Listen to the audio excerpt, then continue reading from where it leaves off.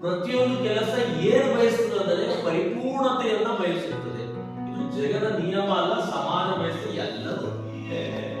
ಒಂದ್ಸಲ ಒಬ್ಬ ಬಹುದೊಡ್ಡ ಚಿತ್ರಕಲಾಕಾರ, ಸಾಮಾನ್ಯ ಅಲ್ಲ, ಬಹುದೊಡ್ಡ ಚಿತ್ರಕಲಾಕಾರ ಏನ್ ಮಾಡ್ದ, ಒಂದು ಅದ್ಭುತವಾದಂತಹ ಪೇಂಟಿಂಗ್ ಅನ್ನು ಮಾಡಿ ರಸ್ತೆ ಮೇಲೆ ಇಟ್ಟು ಕೆಳವನ್ನು ನೋಡಿ ಬರ್ದ. ಈ ಚಿತ್ರದಲ್ಲಿ ಕಾಣುವ ತಪ್ಪುಗಳನ್ನು ನೀವು ಗುರುತಿಸಿ ಅಂತ ಬಂದ. ಈ ಚಿತ್ರದಲ್ಲಿ ಕಾಣುವ ತಪ್ಪುಗಳನ್ನ ಗುರುತಿಸಿ ಅದನ್ನ ಒಂದು ಸ್ಥಳದಲ್ಲಿಟ್ಟ. ಮನೆಗೆ ಹೊರಟ. ಬೆಳಿಗ್ಗೆ, ಮಧ್ಯಾಹ್ನ ಆಯಿತು, ಸಂಜೆ ಆಯಿತು, ರಾತ್ರಿ ಆಯಿತು, ಒಂದು ಆ ಚಿತ್ರವನ್ನು ನೋಡ್ತಾನೆ. ಆ ಚಿತ್ರನೇ ಕಾಣಿಸಲ್ಲ. ಏನಿದ್ರೆ ಇದು ತಪ್ಪು, ಅದು ತಪ್ಪು, ಇದು ತಪ್ಪು, ಅದು ತಪ್ಪು ಅಂತ ಗುರುತಿಸಿದ್ರು. ಇಷ್ಟು ಅವನಿಗೆ ಹತಾಶೆ ಆಗ್ತದೆ, ಇಷ್ಟು ದುಃಖ ಆಗ್ತದೆ. ಓದಿರೋದೆ ನನ್ನನ್ನ ಇಷ್ಟು ದಿನ ಏನ್ ತಿಳ್ಕೊಂಡಿದ್ದೆ, ನಾನು ದೊಡ್ಡ ಚಿತ್ರಕಲಾ, ನಾನ್ ಚಿತ್ರ ಬಿಡಿಸಿಟ್ರೆ ಬಹಳ ಜನ ನೋಡಿ ವಾಟ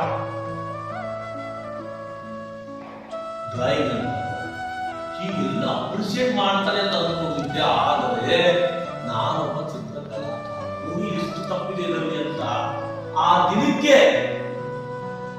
ಆ ನಿಮಿಷಕ್ಕೆ, ಆ ಸೆಕೆಂಡಿಗೆ ಡಿಸೈಡ್ ಮಾಡ್ತಾನೆ. ಇನ್ನು ಮುಂದೆ ನಾನು ಯಾವುದೇ ಚಿತ್ರವನ್ನ ಬಿಡಿಸುವುದಿಲ್ಲ. ಇಷ್ಟು ಡಿಸೈಡ್ ಮಾಡಿ ಮನೆಗೆ ಬರ್ತಾನೆ. ಮನೆಗೆ ಬಂದಿರ್ತಾನೆ. ಅವರ ಅಮ್ಮ ಕೇಳ್ತಾರೆ, ಏನಾಯ್ತು ಮಗ, ಅಷ್ಟು ಪೇಂಟ್ ಮಾಡಿದ್ದೀನಿ, ತಪ್ಪುಗಳನ್ನು ಗುರುತಿಸಿ, ಎಲ್ಲ ಜನರು ತಪ್ಪುಗಳನ್ನು ಗುರುತಿಸಿದ್ದಾರೆ. ಅದಕ್ಕೆ ನಾನೇ ಡಿಸೈಡ್ ಮಾಡಿದ್ದೀನಿ ಚಿತ್ರವನ್ನು ಇರಿಸುವುದು. ಇಲ್ಲ ಮಗ, ಅದೆಲ್ಲ ಡಿಸೈಡ್ ಮಾಡಬಾರ್ದು, ನೀವು ಚಿತ್ರ ನೀನು ಒಳ್ಳೆಯದನ್ನೇ ಬಿಡಿಸ್ತೀಯ ಹೀಗೆಲ್ಲ ಹೇಳ್ತಾರೆ. ಆದ್ರೂ ಆ ಕ್ಷಣ ಒಪ್ಪಲ್ಲ. ಹೋಗಲಿ ಬಿಡೋದು. ಒಂದಿನ, 2 ದಿನ, 3 ದಿನ, 10 ದಿನ ಕಳೆದ ಮೇಲೆ ಅವಳ ಅಮ್ಮನ ಹತ್ರದ್ದು, ಇವತ್ತು ನೀವೊಂದು ಚಿತ್ರವನ್ನ ಬಿಡಿಸು, ಆಯ್ತಾ, ಇವತ್ತು ನೀವೊಂದು ಚಿತ್ರವನ್ನ ಬಿಡಿಸ್ಕಷ್ಟ. ಸೊ ಅವನ ಅಮ್ಮ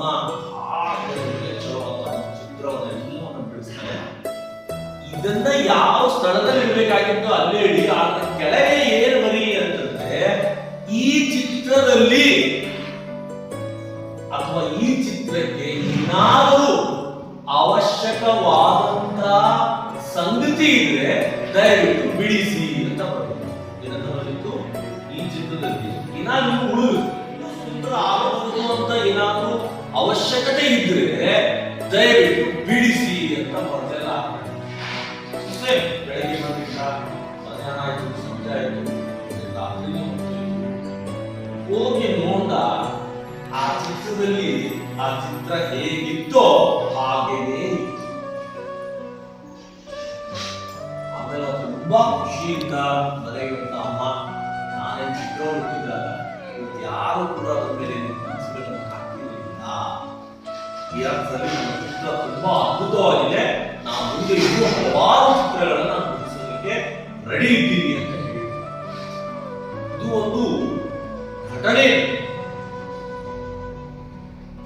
ಹೀಗಾಗಿ ನಮ್ಮ ಮಧ್ಯೆ ಇರುವ ಎಲ್ಲರುಗಳು ನಮ್ಮ ತಪ್ಪುಗಳನ್ನು ಹುಡುಕುವುದಕ್ಕೆ ತುಳಿಗಾರಲ್ಲಿ ನಿಂತಿದ್ದಾರೆ. ಆದರೆ ಸರಿಯಾಗಿ ಭೇದಗಳ ಸಂಖ್ಯೆ ಇಲ್ಲ ಅಥವಾ ವಿರಳ ಅಂದ್ರೆ ತಪ್ಪೆ. ಹಾಗಾಗಿ ನಾವುಗಳು ಮಾಡುವ ಕೆಲಸವನ್ನ ಮತ್ತೆ ಶ್ರದ್ಧೆ, ಪ್ರಾಮಾಣಿಕತೆ, ಅದು ನಾನು, ನನ್ನದು ಅಂತ ಭಾವಿಸಿಕೊಂಡು ಆ ಕೆಲಸವನ್ನು ಮಾಡಿದ್ರೆ ಅದರ ಪರಿಪೂರ್ಣತೆ ಸಿಗ್ತದೆ. ಆವಾಗ ನಮ್ಮಿಂದ ನಮ್ಮ ಸಮಾಜ, ನಮ್ಮ ತಾಲೂಕ, ನಮ್ಮ ಜಿಲ್ಲೆ, ನಮ್ಮ ಇಡೀ ದೇಶ ಅದನ್ನ ಮೆಚ್ಚುವುದಕ್ಕೆ ಸಾಧ್ಯ. ಸೊ ಹೀಗಾಗಿ ನಮ್ಮ ಪಯಣ ಯಾವತ್ತೂ ಕೂಡ ಎಡೆಗೆ ನಾವು ಹೋಗ್ಬೇಕು, ಏನೇ ತೀತಾ. ಸೊ ಇದು ಅಂತ ವಿಷಯ. ಅದಕ್ಕಾಗಿ ಪದೇ ಪದೇ ಹೇಳಿರ್ತೀನಿ ಏನಂತ, easy things are not right and right things are not easy. ಸರಳವಾಗಿರುವುದೆಲ್ಲವೂ ಸರಿಯಾಗಿರುವುದಿಲ್ಲ, ಸರಿಯಾಗಿರುವುದೆಲ್ಲವೂ ಸರಳವಾಗಿರುವುದಿಲ್ಲ. ಇದನ್ನ ಪ್ರತಿ ಸಲ ನಾವು ನಾವೇ ಅನ್ಕೋದು ಇಲ್ಲ